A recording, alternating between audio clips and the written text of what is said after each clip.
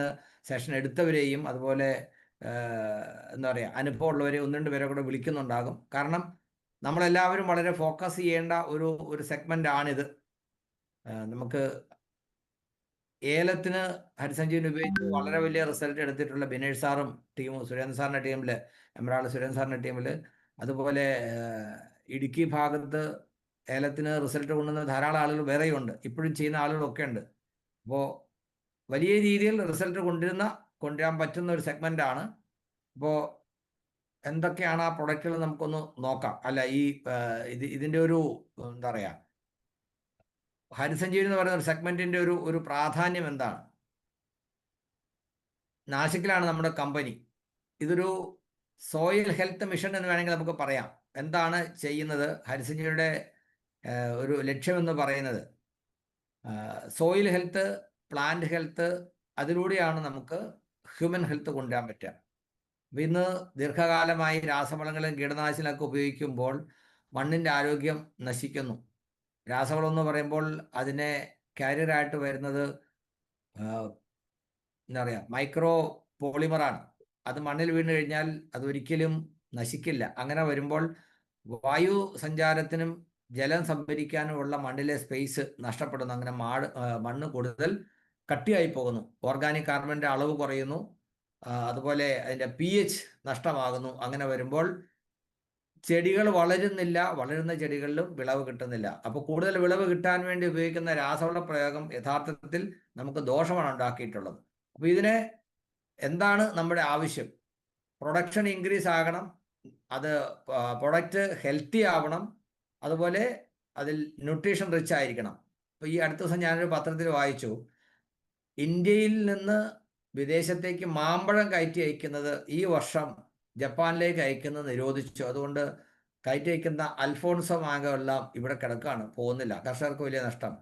അതേപോലെ ഇതുപോലെയുള്ള ഒന്ന് രണ്ട് ബ്ലൂബെറി, എന്തൊരു ബെറിയുടെ കാര്യം അടുത്ത കാലത്ത് നമ്മുടെ നാട്ടിൽ വളരെ സാർവത്രികമായിട്ട് കൃഷിക്കാർ കൃഷി ചെയ്ത് വലിയ ലാഭം ഉണ്ടാക്കിക്കൊണ്ടിരുന്നതാണ്. ഈ വർഷം അതും കൊണ്ടുപോകുന്നില്ല അത്രേ. അതിന് കാരണം എന്താണ്? ഇതിൻ്റെ ക്വാളിറ്റി കുറയുന്നു എന്നുള്ളതാണ്. അപ്പോൾ നമുക്ക് ഒരു ഹെൽത്തി ക്രോപ്പ് ഉണ്ടാക്കണമെങ്കിൽ മണ്ണ് നന്നാവണം, സോയിൽ ഹെൽത്ത്, പിന്നെ ചെടിയുടെ ഹെൽത്ത്, പ്ലാന്റ് ഹെൽത്ത്, ഒപ്പം വെള്ളം. ഇത് മൂന്നും ഉണ്ടെങ്കിൽ മാത്രമേ നമുക്ക് നല്ലൊരു കൃഷി ഉണ്ടാവുമെന്ന് പറയാൻ പറ്റുള്ളൂ. ഇതിന് പറ്റുന്ന ഒരു പ്രൊഡക്റ്റ് സെഗ്മെൻ്റാണ് ഹരിസഞ്ജീവനി. ആദ്യം വന്ന പ്രൊഡക്റ്റാണ് ഹരിസഞ്ജീവനി. ആ ബ്രാൻഡ് നെയിമിൽ തന്നെ ഇപ്പോൾ 10ഓളം പ്രൊഡക്റ്റുകൾ വേറെ ഉണ്ട്. ഇപ്പോൾ ഈ ഹരിസഞ്ജീവനി ഉപയോഗത്തെക്കുറിച്ചുള്ള ഒരു വീഡിയോ ആയിരുന്നു നമ്മൾ ആദ്യം ചെയ്തിരുന്നത്. ഇപ്പോൾ ശശിനാഥ് പറഞ്ഞ പോലെ ഇത് 4 പാർട്ടാണ്. ഇതൊരു വളമല്ല, ഇതൊരു ട്രീറ്റ്മെൻ്റ് ആണ്. ഈ ട്രീറ്റ്മെൻറ്റിൽ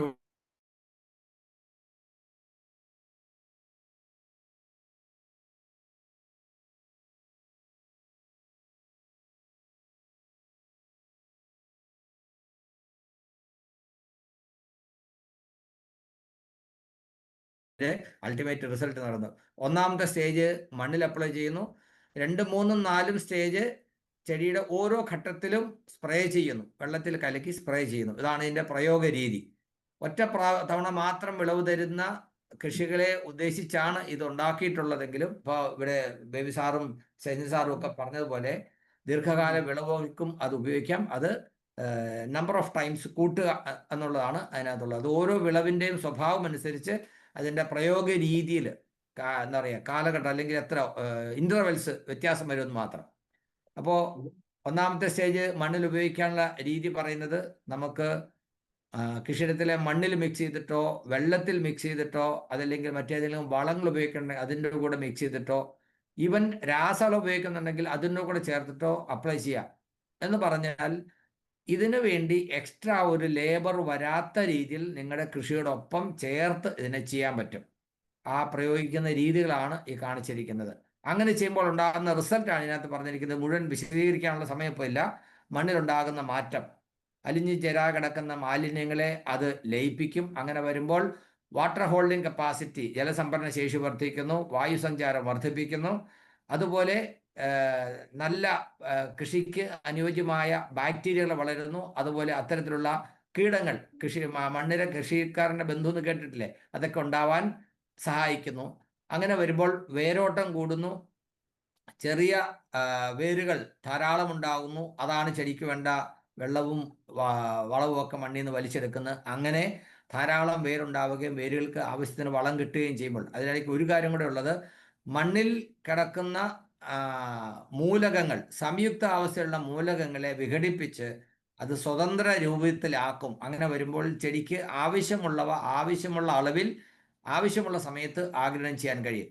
ഇത് പറയുമ്പോൾ അതിന്റെ ലോജിക്ക് മനസ്സിലാകണമെങ്കിൽ, നമ്മൾ ഒരു മണ്ണിൽ കൃഷി ചെയ്യുന്നു, ഒരു കപ്പയുടെ കിഴങ്ങ് വെള്ള കളറിൽ വരുന്നു, ബീട്രൂട്ട് ചുവന്ന കളർ വരുന്നു, ക്യാരറ്റ് വെളുത്ത കളറിൽ വരുന്നു, വാഴയ്ക്ക് കായ മണ്ണിന് മുകളിൽ ഉണ്ടാകുന്നു. ഇതൊക്കെ ആരാ തീരുമാനിച്ചത്? ഇതിനൊക്കെ വേണ്ടത് മണ്ണിലുണ്ട്. ഒരിക്കലും കപ്പയുടെ അടുത്ത് ക്യാരറ്റ് നട്ടുകൊണ്ട് രണ്ടിനും കളർ മാറുന്നില്ല. അപ്പോൾ ഇത്തരത്തിലുള്ള ചെടികൾക്ക് ഓരോന്നിനും വേണ്ട മൂലകങ്ങൾ മണ്ണിലുള്ളത് സ്വതന്ത്ര രൂപത്തിൽ വന്നാൽ മാത്രമേ ശരിയായ ഫലം എന്ന് പറഞ്ഞാൽ നിറം, മണം, രുചി ഇതെല്ലാം ഉണ്ടാകണമെങ്കിൽ അതിന് സഹായിക്കും സോയിൽ ട്രീറ്റ്മെന്റ്, ഒന്നാമത്തെ ഘട്ടത്തിന്റെ പ്രയോഗം. അതിന്റെ റിസൾട്ടുകളൊക്കെയാണ് ഈ കാണിച്ചിരിക്കുന്നത്. നിങ്ങൾക്ക് ഈ ചെടിയുടെ വേര് രണ്ടും തമ്മിലുള്ള വ്യത്യാസം ആ കൃഷിക്കാരന്റെ കയ്യിലിരിക്കുന്നതും ഇത് നിങ്ങൾക്ക് കാണുമ്പോൾ അറിയാം. കൃഷി ചെയ്യുന്ന ആളുകൾ ഇത് കാണുമ്പോൾ കൊള്ളാം, അടിപൊളി. അപ്പം ഇത് കൃഷിക്കാരെ കാണിച്ചു കൊടുക്കുക മാത്രം നമുക്ക് ചെയ്യേണ്ടുള്ളൂ. രണ്ടാമത്തെ സ്റ്റേജ് എന്ന് പറയുന്നത് ചെടിയിൽ സ്പ്രേ ചെയ്യുക എന്നുള്ളതാണ്. 1 ഗ്രാം ഹരിസഞ്ചിയുടെ 2ാം പാർട്ട് 1 ലിറ്റർ വെള്ളത്തിൽ എന്ന കണക്കിൽ കലക്കി ലായനിയാക്കി സ്പ്രേ ചെയ്യുക. അത് ഏത് ചെടിക്കാണെങ്കിലും. എന്നാൽ വലിയ വൃക്ഷങ്ങൾക്ക് സ്പ്രേ ചെയ്യാൻ പ്രയാസമാണെങ്കിൽ ഇപ്പോൾ അദ്ദേഹം പറഞ്ഞതുപോലെ നമുക്ക് മണ്ണിൽ അതിൻ്റെ ചുവട്ടിൽ ഒഴിച്ചു കൊടുക്കുക. റൂട്ട് ഫീഡിങ് അല്ലെങ്കിൽ വേര് എടുത്ത് ഇതുപോലെ ലായനിയിൽ മുക്കി വെച്ച് വേണമെങ്കിൽ നമുക്ക് ചെയ്യാവുന്നതാണ്. മൂന്നാമത്തെ സ്റ്റേജ് എന്ന് പറയുമ്പോൾ ചെടിയിൽ പൂവുണ്ടാകുന്ന സമയത്ത് സ്പ്രേ ചെയ്യാനാണ് പറയുന്നത്. അങ്ങനെ ചെയ്യുമ്പോൾ ധാരാളം പൂക്കൾ ഉണ്ടാവുകയും പൂക്കൾ പെൺപൂക്കളായിട്ട് വരികയും, അതായത് കായ ഉണ്ടാകുന്ന പൂക്കളായിട്ട് മാറുകയും പൂക്കൾ കൊഴിഞ്ഞു പോകാതിരിക്കുകയും ചെയ്യുന്നു. ഇത് വളരെ പ്രത്യേകമായിട്ട് നമുക്ക് ശ്രദ്ധിച്ചാൽ മനസ്സിലാകും. കാരണം ചെടിയിൽ ഇത് സ്പ്രേ ചെയ്യുമ്പോൾ ഉണ്ടാകുന്ന മാറ്റം. 4ാമത്തെ സ്റ്റേജ് എന്ന് പറയുന്നത് ഫലങ്ങൾ ഉണ്ടാകുമ്പോൾ അതിൻ്റെ സംരക്ഷണത്തിന് വേണ്ടി സ്പ്രേ ചെയ്യുന്നതാണ്. അങ്ങനെ ചെയ്യുമ്പോൾ ഉണ്ടാകുന്ന ഗുണം ഇതാ, ഈ 2 പടങ്ങൾ തമ്മിൽ വ്യത്യാസം നോക്കുക. തക്കാളിയുടെ ആണെങ്കിലും അതുപോലെ ചോളത്തിൻ്റെ ആണെങ്കിലും നോക്കുക. തക്കാളി ചെടിയിൽ 2ാമത്തെ നോക്കൂ, എത്ര തക്കാളിയാണ്. ഇത് ഉപയോഗിക്കുന്ന ആളുകൾ പറയുമ്പോൾ ഇതിൻ്റെ റിസൾട്ട് കാണുമ്പോൾ അവർക്ക് ബോധ്യപ്പെടും. ഇതാണ് ഹരിതസഞ്ജീവനിയുടെ 4 സ്റ്റേജിൻ്റെ പ്രയോഗം. ഇനി ഷുഗർ എന്ന് പറയുന്നത് കരിമ്പ് കൃഷിക്ക് വേണ്ടി ഉണ്ടാക്കിയിട്ടുള്ള ഒരു പ്രൊഡക്റ്റാണ്. ഹരിതസഞ്ജീവനിയുടെ രൂപത്തിൽ തന്നെയുള്ള ആപ്ലിക്കേഷനാണ്. അതിൽ ഫസ്റ്റ് സ്റ്റേജ് ഒരു പ്രാവശ്യം കൂടെ ഉപയോഗിക്കുന്നു. അതാണ് ഇതിൻ്റെ പ്രത്യേകത. കാരണം ഷുഗറിന് അല്ലെങ്കിൽ കരിമ്പിന് കൂടുതൽ വളം ആവശ്യമുണ്ട്. അതുകൊണ്ട് സദ്യക്ക് ചോറ് വിളമ്പി കഴിഞ്ഞിട്ട് ഒരു പ്രാവശ്യം കൂടെ എക്സ്ട്രാ ചോറ് കൊടുക്കല്ലേ, അതുപോലെ ഇതിന് ഫസ്റ്റ് സ്റ്റേജ് ഒരു പ്രാവശ്യം കൂടെ അപ്ലൈ ചെയ്യുന്നതാണ്. കരിമ്പിന് ഇന്ന് അല്പം മുമ്പ് ഞങ്ങളോട് സംസാരിക്കാനിട വന്നു. 10 അടി, സാധാരണഗതിയിൽ 10 അടി നീളത്തിൽ കിട്ടുന്ന കരിമ്പിൻ്റെ തണ്ട് 18 അടി വരെ വന്ന റിസൾട്ട് ഇതാ ഇതിനകത്ത് കാണിക്കുന്നുണ്ട്. അത് മാത്രമല്ല കരിമ്പിൻ്റെ എന്താ പറയുക, മുട്ടകലം കൂടുന്നു, അതുപോലെ അതിൻ്റെ വണ്ണം കൂടുന്നു, അതിന് മധുരം കൂടുന്നു. ഇത് അതിശയിപ്പിക്കുന്ന റിസൾട്ടാണ് ഷുഗർ ഉപയോഗിക്കുന്ന ആളുകൾക്ക് തന്നിട്ടുള്ളത്. ഇനി ഇതാ കണ്ടില്ലേ, ഫോട്ടോ കാണുമ്പോൾ തന്നെ നിങ്ങൾക്ക് മനസ്സിലാകും.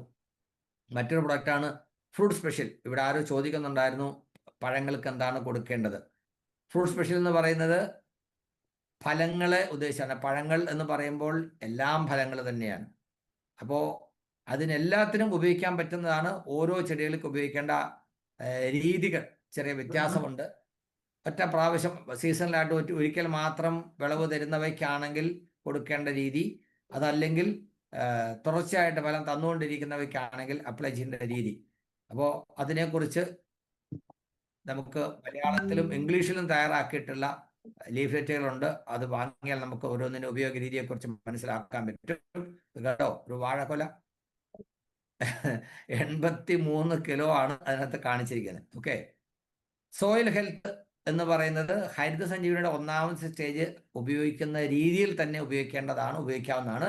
അതിൻ്റെ റിസൾട്ട് എന്ന് പറയുന്നത് ഹരിതസഞ്ജീവൻ്റെ ഫസ്റ്റ് സ്റ്റേജ് ഉപയോഗിക്കേണ്ട ഒരു എന്താ പറയുക, ഒന്നുകൂടെ highly concentrated and multi fold benefit ആണ്. ഇപ്പോൾ വലിയ വൃക്ഷങ്ങൾക്കൊക്കെ ഇപ്പോൾ ഈ പറഞ്ഞ ജാതി അതുപോലുള്ള വൃക്ഷങ്ങൾക്ക് എന്താ പറയുക, ഒരു വർഷത്തിൽ തുടർച്ചയായിട്ട് വിളവ് തരുന്നവയ്ക്കും ദീർഘകാലം ആയുസുള്ള വൃക്ഷങ്ങൾക്ക് ഹരിതസഞ്ജീവനിയേക്കാൾ അനുയോജ്യമായിട്ട് സജസ്റ്റ് ചെയ്യുന്നത് സോയിൽ ഹെൽത്ത് ആണ്. സോയിൽ ഹെൽത്ത് എല്ലാത്തിനും ഉപയോഗിക്കാം. ഹരിതസഞ്ജീവനി ഉപയോഗിക്കുന്നതിന് കൂടെയും ഗാർഡൻ ഗോൾഡിന് കൂടെയും ഒക്കെ ഉപയോഗിക്കാം. ഒരു അഡീഷണൽ ആയിട്ട് കൂടുതൽ ഫലപ്രദമായ ഒരു പ്രയോഗമായിട്ട് വരുന്നു. ഇനി സ്പ്രേ മാക്സ്, നമ്മൾ സ്പ്രേ ചെയ്യുന്നത് എന്തും കൂടുതൽ എഫക്റ്റീവ് ആക്കാൻ സഹായിക്കുന്ന ഒരു എന്താ പറയുക, സ്പ്രേ ചെയ്യുന്ന അതിനോട് കൂടെ മിക്സ് ചെയ്യാനുള്ളതാണ്. അപ്പോൾ അതിൽ ഉപയോഗിക്കുന്ന സ്പ്രേയിങ്ങിന് ഉപയോഗിക്കുന്ന സാധനത്തിൻ്റെ ക്വാളിറ്റി മെച്ചപ്പെടുത്താൻ, അതിൻ്റെ ആപ്ലിക്കേഷൻ രീതികൾ, അത് ഇലയിൽ തുടർന്ന് നിലനിൽക്കാൻ, അതിൻ്റെ ആഗിരണം മെച്ചപ്പെടുത്താനൊക്കെ സഹായിക്കും. അപ്പോൾ നമ്മൾ മൈക്രോ ന്യൂട്രിയൻ്റ് ആയിട്ടോ അല്ലെങ്കിൽ കീടപ്രതിരോധിനിയായിട്ടോ കീടനാശിനിയായിട്ടോ ഒക്കെ എന്ത് തന്നെ ഇലയിൽ സ്പ്രേ ചെയ്താലും ആ സ്പ്രേ ചെയ്യുന്ന ലായനി ഇലയിൽ പറ്റിപ്പിടിച്ചാൽ മാത്രമേ അതിന് ഗുണം കിട്ടൂ. അതല്ലെങ്കിൽ ആ ഗുണം നമുക്ക് കിട്ടില്ല. അപ്പോൾ സാധാരണഗതിയിൽ ഇലകളോ എല്ലാം തന്നെ ഒന്നുകിൽ താഴേക്ക് അല്ലെങ്കിൽ മുകളിലേക്ക് ഇങ്ങനെ നിൽക്കുന്നതാണ്, അല്ല സ്ട്രെയിറ്റ് ആയിട്ട് നിൽക്കുന്നില്ല. അപ്പോൾ സ്പ്രേ ചെയ്യുമ്പോൾ അത് ഒഴുകി പോകാനുള്ളൊരു സാധ്യതയുണ്ട്. അത് തന്നെയല്ല, സ്പ്രേ ചെയ്യുമ്പോൾ പലപ്പോഴും അതിൻ്റെ തുള്ളികൾ ഒരേ വലിപ്പത്തിലായിരിക്കില്ല വീഴുന്നത്. അങ്ങനെ വരുമ്പോൾ ഉപയോഗിക്കുന്ന കൃഷിക്കാരന് ഒത്തിരി നഷ്ടം വരാൻ സാധ്യതയുണ്ട്. ഈ നഷ്ടത്തെ എല്ലാം ലഘൂകരിച്ച് സ്പ്രേയിങ് ഫലപ്രദമാക്കാൻ സഹായിക്കുന്നതാണ്.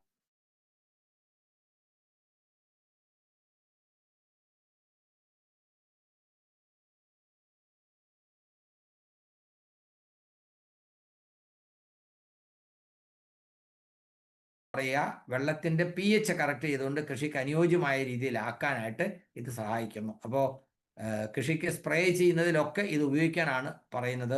അപ്പോൾ pH-നെ കുറിച്ച് പറഞ്ഞു, അതിനെക്കുറിച്ചുള്ള ഒരു വിശദീകരണമാണ് അതിനകത്ത് കൊടുത്തിരിക്കുന്നത്. സാധാരണ സോഫ്റ്റ് വാട്ടർ എന്ന് പറയുന്നത് 7 pH ആണ്. 7 മുതൽ മുകളിലേക്ക് ഹാർഡ് വാട്ടർ ആണ്. 8 pH എന്ന് പറഞ്ഞാൽ ഹാർഡ് വാട്ടർ ആണ്. എബോവ് 8.5 എന്ന് പറഞ്ഞാൽ വെരി ഹാർഡ് വാട്ടർ. അപ്പോൾ നമുക്ക് വെള്ളത്തിൻ്റെ മണ്ണിൻ്റെയും pH ആൽക്കലൈൻ മോഡിലായിരുന്നാലാണ് കൃഷിക്കത് കൂടുതൽ ഗുണമാവുക. അപ്പം എങ്ങനെ ചെയ്താൽ, ഇതാണ് കാണിച്ചിരിക്കുന്നത്, എങ്ങനെയാണ് മിലാപ്പ് യൂസ് ചെയ്യേണ്ടതെന്നുള്ളൊരു ചാർട്ടാണ് ഇത് കൊടുത്തിരിക്കുന്നത്. അപ്പോൾ അടുത്ത ദിവസം നമ്മളൊരു വിശദമായ ഒരു സെഷൻ ഇതിനെക്കുറിച്ച് നടത്തുന്നുണ്ടാകും. അപ്പോൾ ഇന്ന് ഒരുപക്ഷെ നിങ്ങൾക്ക് എല്ലാവർക്കും നോട്ട് ചെയ്യാനൊന്നും പറ്റിയ സമയമില്ല, കാരണം ഇനി നമുക്ക് 1-2 പേരുടെ എക്സ്പീരിയൻസോടെ കേൾക്കേണ്ടതുണ്ട്. പിന്നെ ഡിസീസ് മാനേജ്മെൻറ്റ്, ഇപ്പോൾ plant protection, pest management, disease management. സാധാരണഗതിയിൽ ചെടികൾക്കുണ്ടാകുന്ന അസുഖങ്ങൾ, ഫംഗസ്, ബാക്ടീരിയ, അതുപോലെ കീടങ്ങൾ. അപ്പോൾ ഇതിനെ എങ്ങനെ പ്രതിരോധിക്കാം? സാധാരണഗതിയിൽ നമുക്ക് ഡിഫൻഡ് എന്ന് പറയുന്ന ഒരു പ്രോഡക്റ്റ് നമ്മുടെ കയ്യിലുള്ളത്. പൊടിയാണ്, വെള്ളത്തിൽ കലക്കി സ്പ്രേ ചെയ്യുക, അതല്ലെങ്കിൽ മണ്ണിൻ്റെ ചുവട്ടിൽ, ചെടിയുടെ ചുവട്ടിൽ ഒഴിച്ചു കൊടുക്കുക. 2 രീതിയിൽ ചെയ്താലും അത് ഒരേപോലെ റിസൾട്ട് തരും. ഇപ്പോൾ ബേബി സാർ മുമ്പേ പറഞ്ഞിരുന്നു അല്ലേ, ജാതിക്ക് അപ്ലൈ ചെയ്യുമ്പോൾ 10-15 ഗ്രാം ഡിഫൻഡ് വെള്ളത്തിൽ കലക്കി ജാതിയുടെ ചുവട്ടിൽ ഒഴിച്ചു കൊടുക്കാൻ. ശരിക്ക് ശശീന്ദ്രൻ സാർ പറഞ്ഞാൽ വേരിലേക്കാണ് കൊടുക്കേണ്ടത്. അങ്ങനെ വേരിലേക്ക് കൃത്യമായിട്ട് കൊടുക്കാൻ കഴിയുന്നില്ലെങ്കിൽ അത് ചുവട്ടിൽ കൊടുത്താലും റിസൾട്ട് കിട്ടും.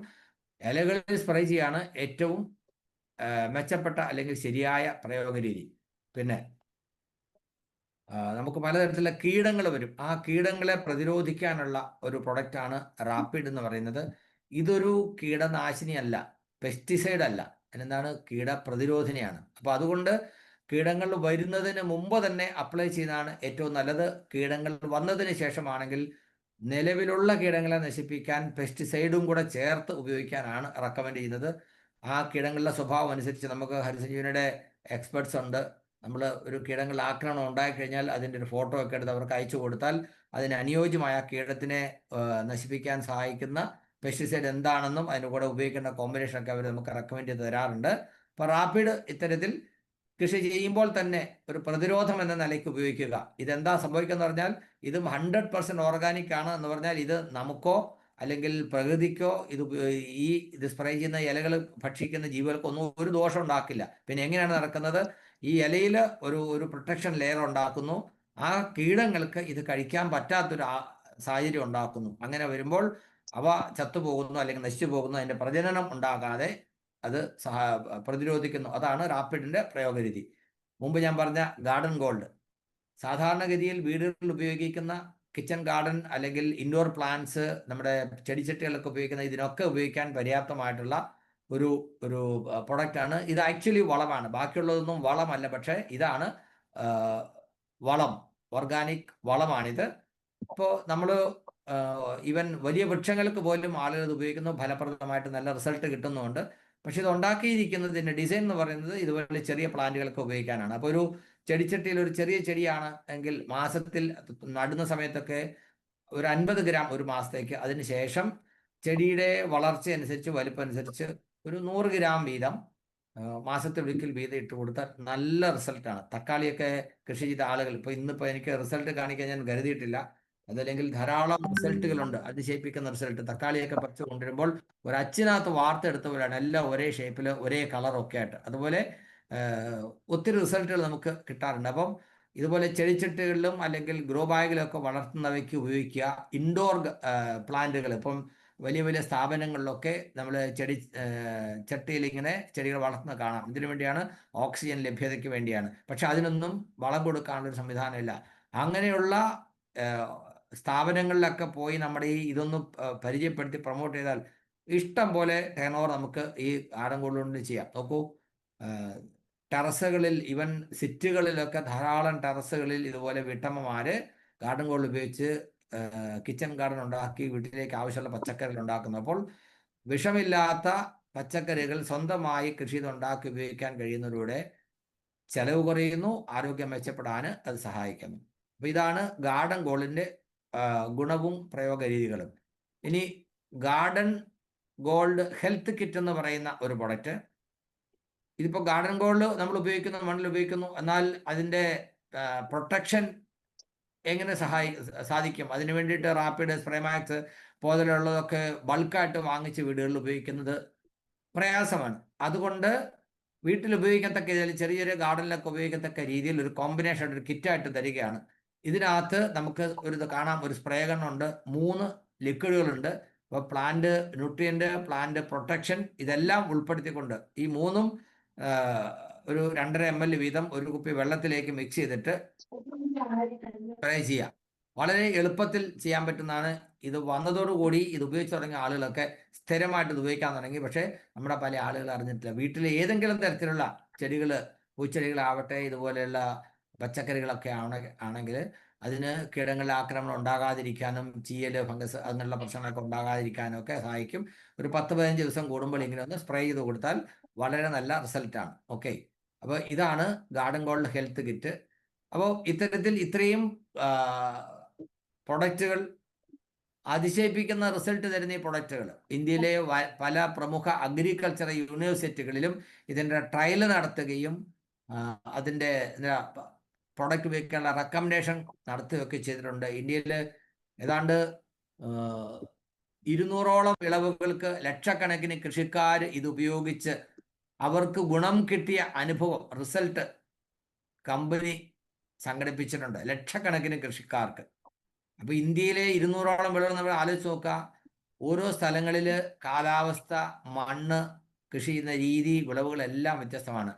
ഇതിനെല്ലാത്തിനും റിസൾട്ട് കിട്ടുന്നുണ്ടെങ്കിൽ അതിനർത്ഥം ഇത് എവിടെ ഉപയോഗിക്കാൻ പറ്റുന്നതാണ്. അതിശയിപ്പിക്കുന്ന തരത്തിലുള്ള റിസൾട്ട് തരുന്ന ഇത് ഇന്ത്യയുടെ എന്താ പറയുക, സാമ്പത്തിക ശേഷിക്ക് വലിയ ഒരു സപ്പോർട്ടായിട്ട് വരും കാലങ്ങളിൽ. നമ്മുടെ ഹരിസഞ്ജീവനിയുടെ ഡയറക്ടർ ഇവിടെ വന്നപ്പോൾ അദ്ദേഹം പറഞ്ഞു, 20 വർഷത്തിലധികമായി ആപ്പിൾ തോട്ടമുള്ള ഒരാൾ ആർസിമിലുണ്ട്. അദ്ദേഹം ഇത് ഉപയോഗിച്ച് കഴിഞ്ഞപ്പോൾ ആ 20 വർഷത്തിൽ ഒരിക്കലും അദ്ദേഹത്തിന് കിട്ടാത്ത തരത്തിലുള്ള റിസൾട്ട്, അതിൻ്റെ ഫോട്ടോ, വീഡിയോ കാണിച്ചിരുന്നു. മരം ഒടിഞ്ഞു പോകുമെന്ന് തോന്നും, അത്രയ്ക്കും ആപ്പിളാണ് അതിനകത്തുണ്ടായി നിൽക്കുന്നത്. അതേപോലെ നമുക്ക് ഇവിടെയൊക്കെ ധാരാളം റിസൾട്ട് ഉണ്ടായിട്ടുണ്ട്. ഇപ്പോൾ ഏലത്തിൻ്റെ കാര്യമൊക്കെ ഞാൻ പറഞ്ഞു. അപ്പോൾ തീർച്ചയായിട്ടും ഇത് വളരെ സീരിയസ് ആയിട്ട് നമ്മൾ കരുതേണ്ട, എടുക്കേണ്ട, പ്രൊമോട്ട് ചെയ്യേണ്ട ഒരു സെഗ്മെൻ്റാണ്.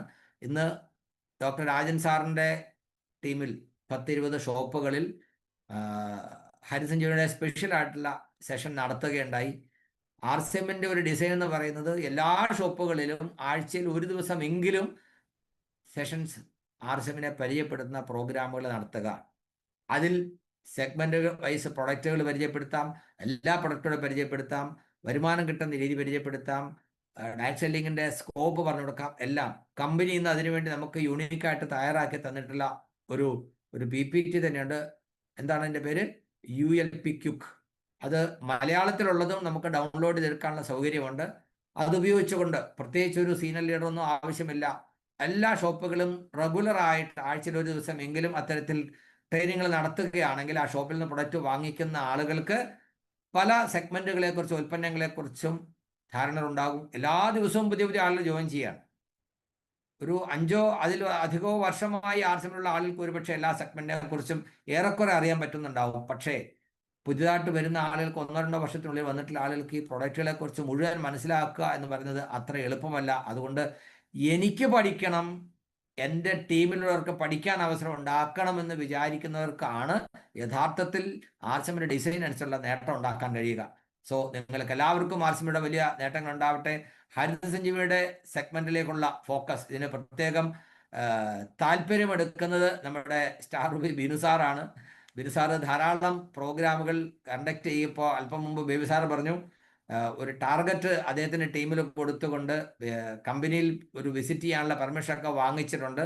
അപ്പോൾ തീർച്ചയായിട്ടും ഹരിസഞ്ജീവിനി ആർസിമിൻ്റെ സെഗ്മെന്റിൽ ഏറ്റവും എന്താ പറയുക പ്രോമിസിങ് ആയിട്ടുള്ള ഒരു സെഗ്മെന്റ് ആണ്. അതിൻ്റെ സാധ്യതകൾ കൂടെ നമ്മൾ